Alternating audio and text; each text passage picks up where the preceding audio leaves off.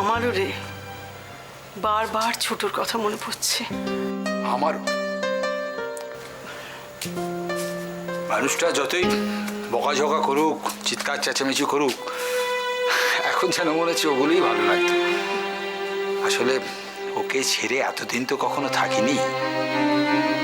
হ্যাঁ, আসলে আমাদেরও তো একসঙ্গে থাকতে থাকতে এমন অভ্যেস হয়ে গেছে না, একজন কেউ না থাকলে এত ফাঁকা লাগে।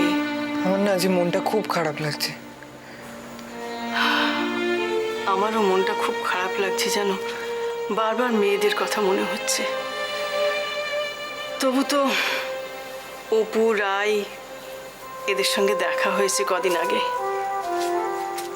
কিন্তু দোয়েলটার সঙ্গে কতদিন যে দেখা হয় না।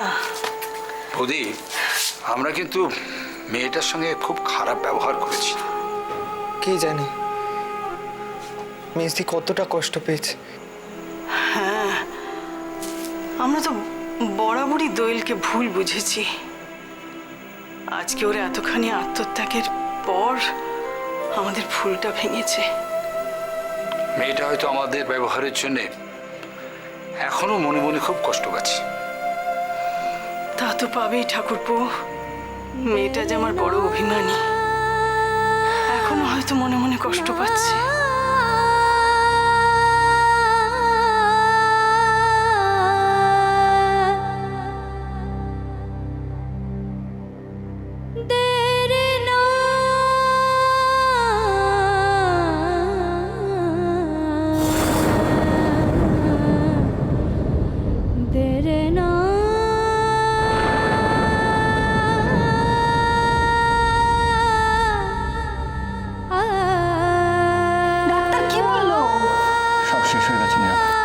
চন্দ্রার মৃত্যুটা আমি কিছুতেই মেনে নিতে পারছি না।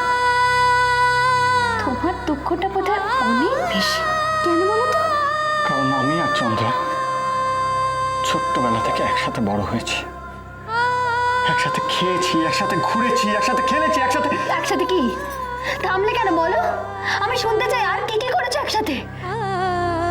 এইটা ছাড়া আর কোনো ফুল পেলাম না।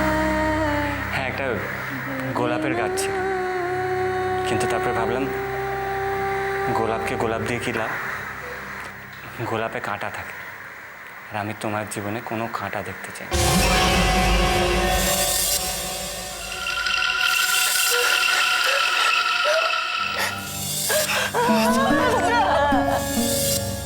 আমাকে কেউ ভালোবাসে না, সবাই চন্দ্রকে ভালোবাসে, সবাই, রুদ্র, মীরামা, এমনকি বাবাও চন্দ্রকে ভালোবাসে।